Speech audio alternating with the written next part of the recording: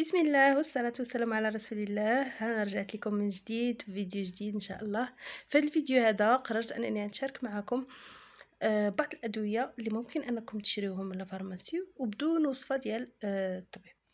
دوك بالنسبة لهاد الأدوية هادو فتيصلحوا لمجموعة من المشاكل. أنا غادي نقول لكم كل واحد علاش كيصلح. وهادو عن تجربة خاصة، يعني أنا استعملتهم ليا ولا لبناتي، وصراحة زعما كانت النتيجة رائعة. داكشي باش أنا قررت أنني نشاركهم معكم. فأول دوا هو هذا. بالنسبة لهاد الدوا هذا هو تيصلح للتأليل والزوائد الجلدية. دوك الزوائد الجلدية اللي تيكونوا في العنق ولا تحت الباط اولا حتى التأليل، انا استعملته باش نكون اكثر مصداقيه. استعملته لدوك الزوائد الجلديه اللي تيكونوا في العنق تيكونوا بحال التلاله، حتى هما غير هما رقاق. ما خليت، ما درت لهم، كنت كنحزمهم هكا بالخيط باش كييبسوا. كنت المهم ما خليت، ما درت لهم دوك كنسموها رجله، ديك اللوايه اللي كتكون غليظه هكا بحال صبيعات.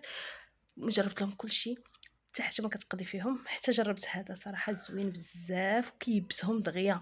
يعني كديروه هكا هو فيه بحال الشتاء هكا، كديروه عليها المره الاولى، المره الثانيه، المره الثالثه كيبس، كتنشف صافي، كتنشف هذيك التلاله ولا ما سميتها.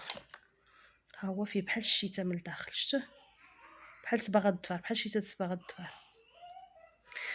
هذا الاول، ها هي سميتو باش حتى اللي بغى يعني يكابتوريه باش يشريه.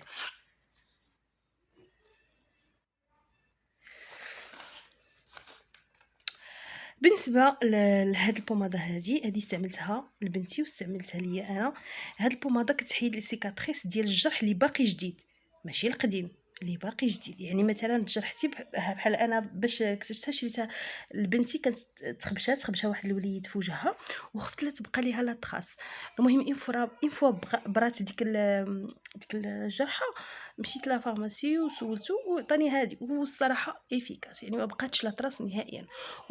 انا استعملتها للحريق، يعني كنت تحرقت وتبرت الحرقه، يعني حتى كتبرى الجرحه ولا كتبرى الحرقه، ما كديروهاش وهي مازال محلوله، حتى كتبرى كتسد. عاد كديروا هادي باش ما كيبقاش لا تخاص. يعني درت هادي المور الحرقه حتى برات وتسدات، ودرت لها هادي وصراحه ما بقاتش لا تخاص. دونك هادي كما قلت الجرح الجديد اولا الحريق يكون باقي جديد. اما لا يعني خليته، يعني كان عندكم شي تخاص قديم، ما عرفتش الصراحه، ما نظنش، وما عرفتش واش غادي تحيدوا ولا لا. هادي بالنسبه للاش سي، هادي راه معروفه ديال الرعيف بالنسبه للناس اللي كيرعفوا، بالنسبه للدراري الصغار خصوصا اللي كيرعفوا بزاف في الصيف. ماشي بزاف عاوتاني، لان الانسان الا كان كيرعف بواحد الوتيره كبيره راه من الاحسن انكم تشوفوا الطبيب الا كان عنده شي مشكل اخر ولا. ولكن بالنسبه للناس اللي كيرعفوا بحال دابا، كاين الوليدات الصغار اللي تيكون عندهم دوك الشعيرات في النيف حساسين، وحتى الكبار تيرعفوا هكا مره في الزمان هكا، ولا في الصيف تيكثر هاد الوتيره، فتشريو هاد البوماده تخليوها عندكم. اون فوا كيرعف كديروا ليه شويه في النيف، راه تيتحبس النزيف في البلاصه.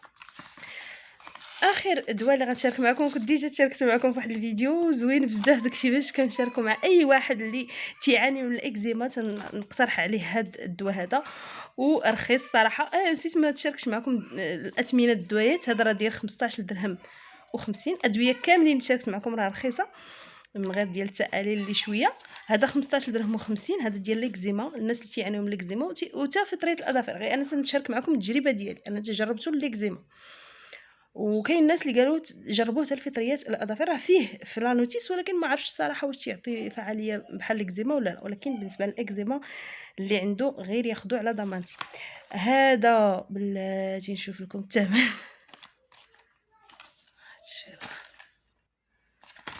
ما عاد فين راه الثمن.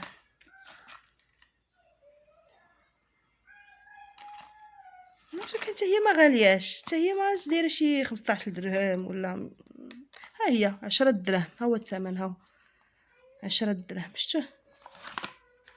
هادي هي 24 درهم، 24 درهم. قلت لكم كاملين رخاص.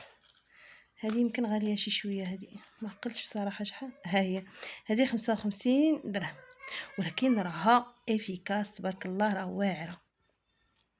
ايوا صافي، هنا وصلت لنهايه الفيديو. يلا نتلاقاو في فيديو اخر ان شاء الله.